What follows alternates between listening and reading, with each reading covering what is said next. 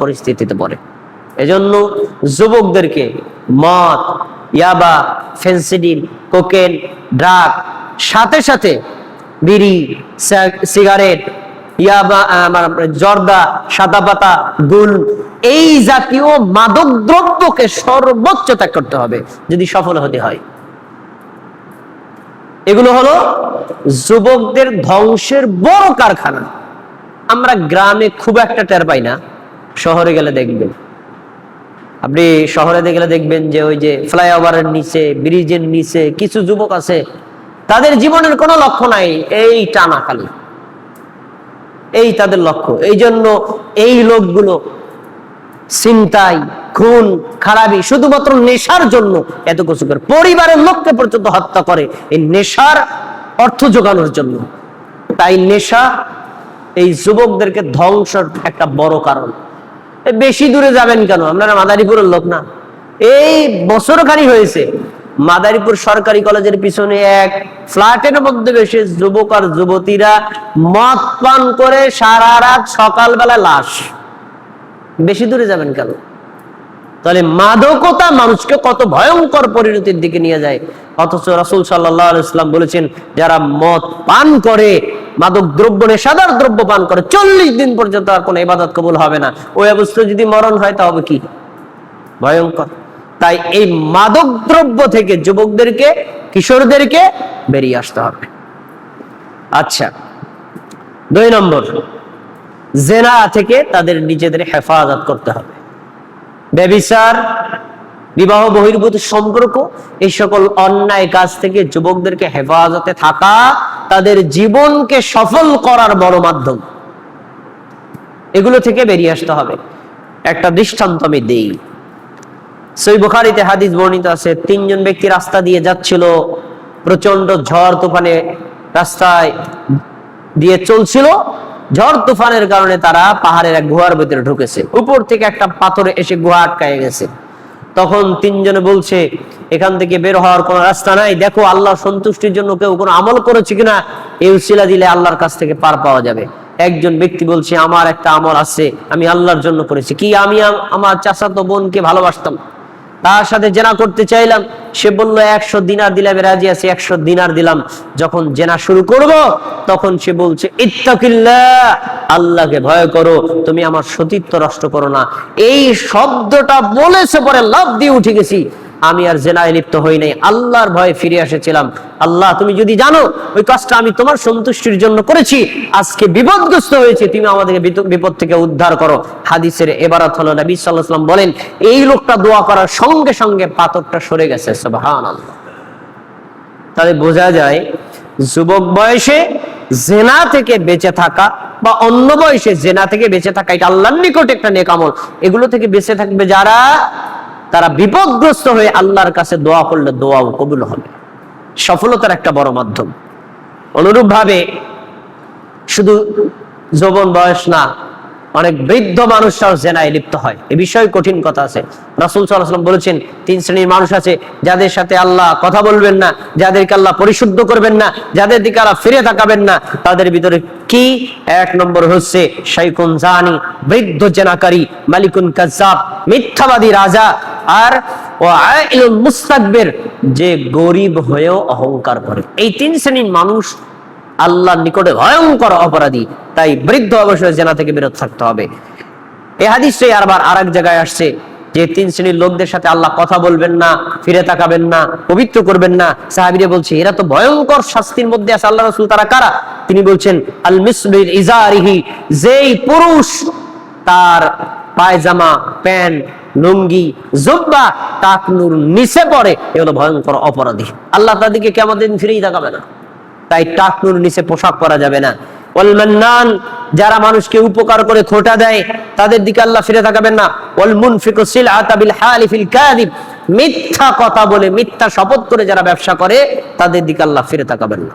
তাই এখান থেকে আমরা বুঝতে পারলাম, এই সকল ভয়ঙ্কর অপরাধ থেকে আমাদের বেরিয়ে আসতে হবে। জেনা থেকে বাঁচতে হলে যুবকদেরকে হালাল পন্থায় পরিবারকে নিয়ে বিয়ে করতে হবে। এটা আল্লাহ রাসূলের আদেশ। রাসূল সাল্লাল্লাহু আলাইহি ওয়াসাল্লাম বলেছেন, ইয়া মাশারাশ শাবাব, হে যুব সম্প্রদায়, আলাইকুম বিল বাআতি বাআ, তোমাদের যাদের মধ্যে সক্ষমতা আছে তাদের উচিত বিয়ে করা। যদি বিয়ে করতে সক্ষম না হয় তাহলে তোমরা কি করো? তোমরা রোজা রাখো, সিয়াম পালন করো। এই সিয়াম তোমাদের চক্ষুকে নিম্নগামী করবে, এই সিয়াম তোমাদেরকে লজ্জাস্থান হেফাজত করাবে। তাহলে প্রথম কাজ, তারা হালাল পন্থা বিয়ে করবে। আর যদি বিয়ে করতে অক্ষম হয় তাহলে তারা নিজেদের চোখ এবং লজ্জাস্থানকে হেফাজত করবে, এটা তাদের দায়িত্ব। তারপরে আরেকজন আদর্শ যুবকের দৃষ্টান্ত আমি পেশ করছি। ওমর ইবনে খাত্তাব রাদিয়াল্লাহু তাআলা আনহু সম্পর্কে আমাদের নবীর হাদিস। জাবির ইবনে আব্দুল্লাহ রাদিয়াল্লাহু আনহু রাসূল সাল্লাল্লাহু আলাইহি ওয়াসাল্লাম বলছেন, দাখালতুল জান্নাহ ফাইযা আনা বিকসরিম মিন যাহাব।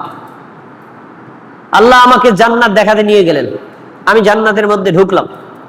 জান্নাতের বিভিন্ন কিছু দেখে এইগুলো আমার উম্মতকে বর্ণনা করার জন্য আল্লাহ তাআলা আমাকে দেখালেন। আমি দেখতে গিয়ে এমন একটা প্রাসাদ দেখলাম, অত্যন্ত চমৎকার, এত ভালো লাগলো। সেটা স্বর্ণ দিয়ে তৈরি, সোনা দিয়ে তৈরি। তারপরে ফাকুলতু লিমান হাযাল কসর, যেই ফেরেশতারা আমাকে জান্নাত দেখাতে নিয়ে গেলেন তাদেরকে জিজ্ঞেস করলাম, এত সুন্দর চমৎকার প্রাসাদ সোনা দিয়ে তৈরি, এটা কার জন্য? তখন তারা বলছে এটা হলো ফাকালু লিরাজুলিম মিন কুরাইশিম লিশাবাব, এলা হলো কুরাইশ বংশের একজন যুবকের জন্য আল্লাহ তৈরি করেছেন। আর এই যুবকটা কে?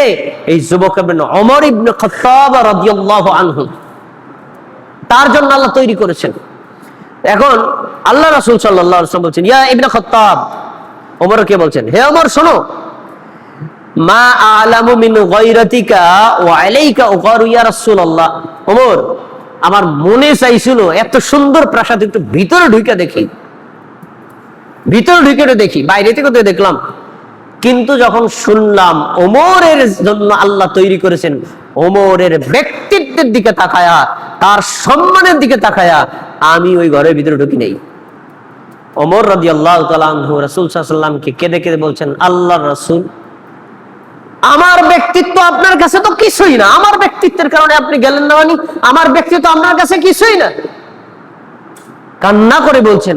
তাহলে হাদিসে যেটা পাওয়া গেল, আল্লাহর রাসূল সাল্লাল্লাহু আলাইহি ওয়াসাল্লাম একজন যুবককে দ্বীনের পথে ব্যয় করার কারণে, দ্বীনের কল্যাণ কামনার করার কারণে, দ্বীনের জন্য যুদ্ধ করার কারণে, দ্বীনের পথে তিনি দাওয়াতে দেওয়ার কারণে, দ্বীনের পথে নিজের যৌবনকে ব্যয় করার কারণে আল্লাহর রাসূল তাকে স্পেশাল এক প্রাসাদের সুসংবাদ দিলেন। এটা যদি ওমরের জন্য হয়, আমরা কিশোর যুবক যারা আছি তারাও যদি ওমরের মতো নিজেরা দ্বীনের জন্য, দ্বীন জানার জন্য, দ্বীন মানার জন্য ব্যয় করি, আমাদের জন্য কি আল্লাহ এরকম জান্নাত তৈরি করতে পারেন না? অবশ্যই পারেন। তাই যুবক যুবতীদেরকে এই ওমর রাদিয়াল্লাহু তাআলা আনহুর জীবনী থেকে, আদর্শ থেকে শিক্ষা নিয়ে আমাদের সবাইকে এরকম আদর্শ যুবক হওয়ার তৌফিক দান করুন। আমিন। একটা কথা আমি আপনাদেরকে এতক্ষণ বলছি, যুবকদের অবক্ষয়ের বড় 4টি কারণ। তার ভিতরে 1 নম্বর মাদকতা, 2 নম্বরে জেনা, আর 3 নম্বর হলো বর্তমানে মোবাইল আর ইন্টারনেট, 4 নম্বর হলো খেলাধুলা। এই 4টি হলো যুবকদের ধ্বংসের সবচেয়ে বড় অস্ত্র। মাদকতা, তাদের জীবন শেষ। যারা নেশায় মত্ত হয়ে গেছে তাদের জীবন শেষ। যারা জেনায় লিপ্ত হয়েছে তাদেরও জীবন শেষ। যারা মোবাইল, ইন্টারনেট, গেম, পাবজি এগুলো ছাড়া কিচ্ছু বোঝে না, 10 জন যুবক একত্রিত হইলে আগের জমানার মানুষ মানে ফুটবল মানে খেলাইতো বা হাডুডু খেলাধুলা করতো, এটা কসরত, শারীরিক শ্রমমূলক কাজ করতো। বর্তমানে গাছতলায় 10 জন যুবক, এখন 10 জনে মোবাইল নিয়ে ব্যস্ত আছে। এদের দিয়ে জীবনে কিছু হবে না। এই যে খেলার পিছনে তারা সময় ব্যয় করতেছে, তারা জানে না সময়ের মূল্য কত বেশি। এক সময় আফসোস করবে, কিন্তু এগুলো ফিরে পাবে না। আর বর্তমানে খেলাধুলা তো আপনি শারীরিক চর্চার জন্য করবেন, কিন্তু বর্তমানে আমরা যে মোবাইলে, এই আমেরিকার মেক্সিকোতে খেলা হচ্ছে, সেই খেলা বাংলাদেশে বসে, ঘরের মধ্যে বসে সারা রাত দেখতেছে। রাতের কোনো ঘুম নাই, ফজরের কোনো সালাত নাই, রাতের কোনো ইবাদত নাই, দিনের বেলায় বাবা মায়ের কোনো সেবা নাই। এইভাবে তারা সময় নষ্ট করছে। এই খেলাধুলার পিছনে বিভোর হয়েছে যারা, এই যুবকদের ধ্বংসের বড় কারণ হলো এগুলো। এগুলো কারণ থেকে আমাদেরকে বেরিয়ে আসতে হবে। যদি আমরা 4টি কাজ থেকে নিজেদের কিশোরীদেরকে, যুবক যুবতীদেরকে হেফাজতে রাখতে পারি, তারা যদি লেখাপড়া করে, জ্ঞান অর্জন করে, আল্লাহর ইবাদতে থাকে, অন্যায় কাজ থেকে ফিরে থাকে, তাহলে এদের দ্বারা দেশ, সমাজ, জাতি, পরিবার, ব্যক্তি সবারই উপকার হবে। আল্লাহ রাব্বুল আলামিন আমাদের সবাইকে এবং আমাদের পরিবারের যত সন্তান সন্ততি তাদের সবাইকে এই ভয়াবহ অবক্ষয় থেকে রক্ষা থাকার আর তাদেরকে আদর্শ যুবক যুবতী হওয়ার তৌফিক দান করুন, আমিন।